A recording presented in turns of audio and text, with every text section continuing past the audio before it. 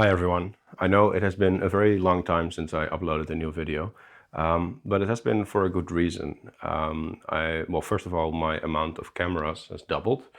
But second of all, I've been spending a lot of time learning a new composition system, which is called Opusmodus. And maybe we can see it right here.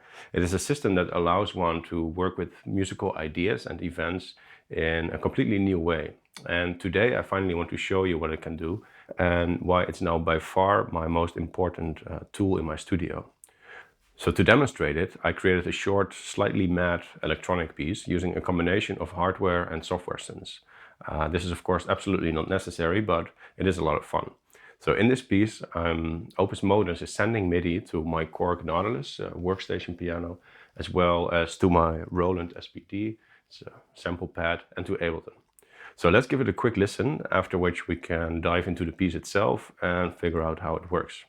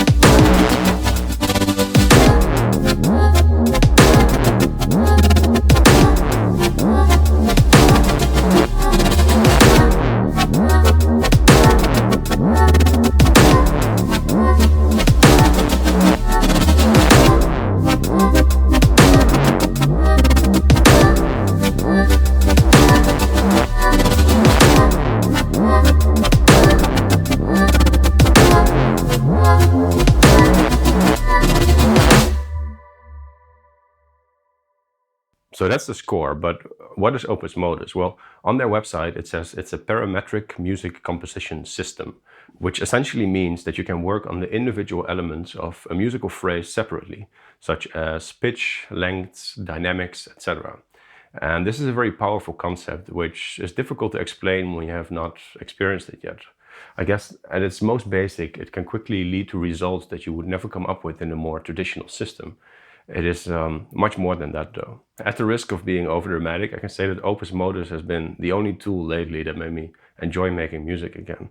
After working in DAWs for 15 years or so, I got very tired of always getting stuck in the same process. I felt I was not learning anything new.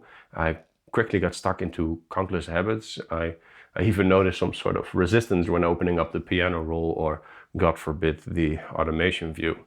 So this is, unfortunately, why I haven't been making many videos lately.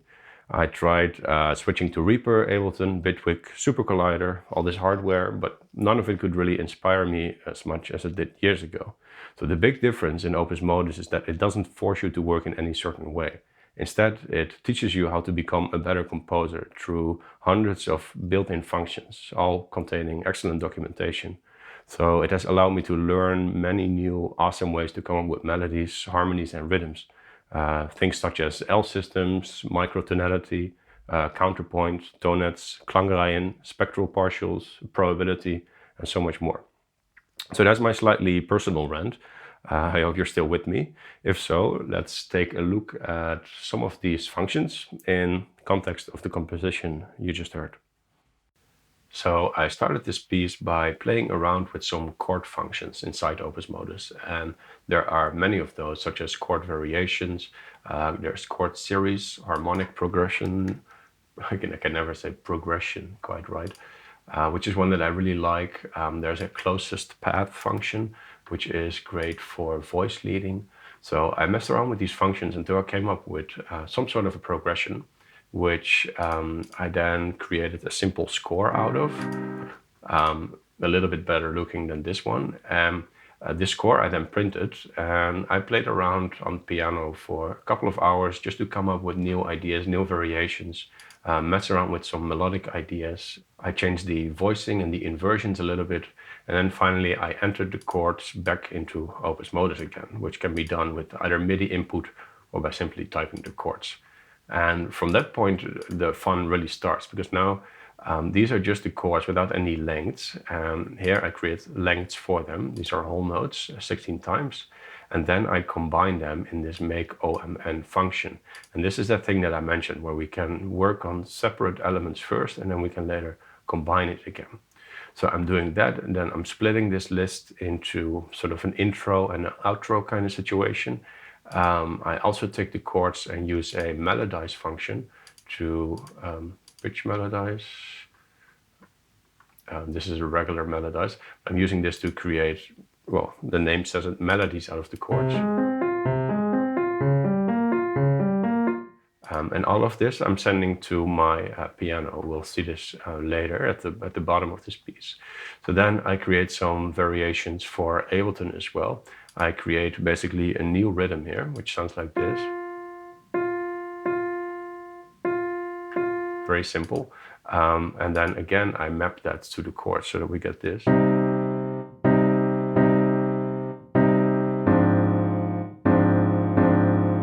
And then I assemble that together to use later and to send that to my Ableton. It goes to Serum. Then I very quickly make a vocal kind of patch out of the same chords. Then here I'm creating a bass line by just sending a rhythm.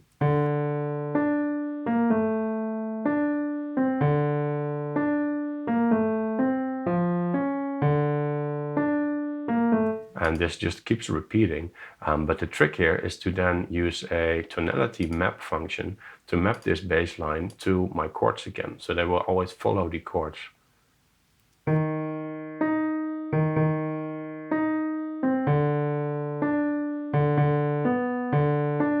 So that's my bass, which also goes to Ableton. Then we get to the drums. First, I'm creating a fixed kick drum pattern using a polygon rhythm. Polygon rhythm is a very interesting one. It's the wrong document. It basically is a polygon shape within a circle. With this function, we can set the points that we wanted to hit. We can set the total points on the circle, and we can set a starting point. And this can create very complex, interesting drum patterns. You can, with all these colored lines, you can look at them as sort of separate instruments of the drum kit. So you can see here I'm using 2 polygon rhythms here. The last one is for the hi-hats, and the hi-hats will be a little bit different every time because they don't have a seed value, which means that they will randomly generate both the position of the hi-hats and the velocities as well. So if we listen to that.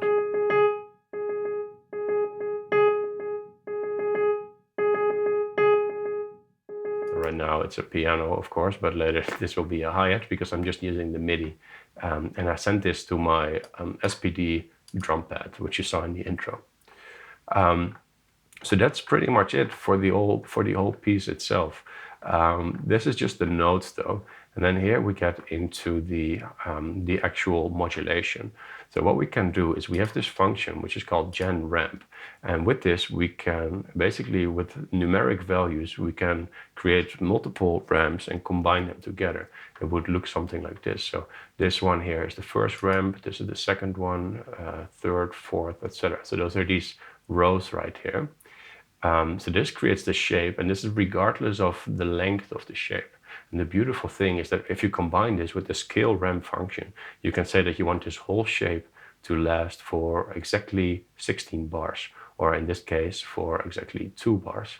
So this is, for me personally, one of the nicest thing about Opusmodus is being able to create these ramps without having to draw automation. And these can be sent over MIDI and recorded in your DAW straight away with a very high resolution. So yeah, we never have to draw stuff anymore, which is really nice.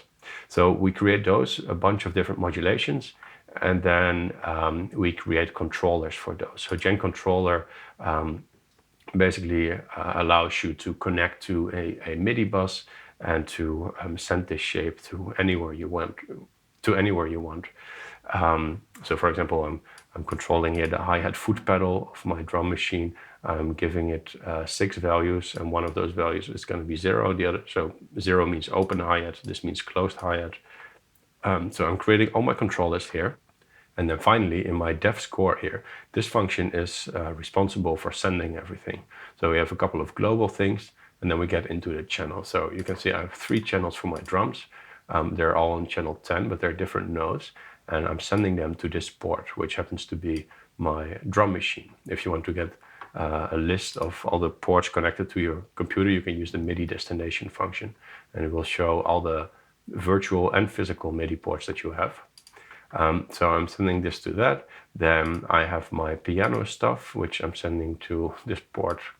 I don't know why, but they call it sound, which is the cork piano. And then I have an internal port, Opusmodus 1. This goes to Ableton. And you can see here that I passed those controllers. So CC5, CC7, etc. So those are controllers created here. They're not necessarily CC number 7. It's just controller 7. And that's pretty much it. This is a whole score. It's barely over a page. It has lots of expression in it. It's really fun to make and to experiment with these functions, especially these mapping functions are really great. The polygon rhythm is really great. In Opusmodus, you have like literally hundreds and hundreds of these. They're all divided into different categories. Here you have your else systems, which are very fascinating. You have rhythm functions, binary functions, Euclidean rhythms you can do. You have a lot of different envelopes you can use. Of course, a lot of actions to work with pitches and chords and transposing and retrograding, hexachord, in case you never heard about it. Very interesting theory. So this to me is the power of Opusmodus. I always get to learn something new. I only have to randomly go in here, find something such as, okay, what is a Markov chain? And you go in there, you learn a little bit about what Markov chains are, and you can use them straight away in your music. And this is what I wanted to show today. And I really hope that inspires you to take a look in case you have been in the same position as me and you're not really sure where to go with your music. This to me has been really liberating. So that's it. Thank you very much for watching. I hope to see you in a new video, and I hope it will be a little bit faster than the release of this video has taken. Thank you very much.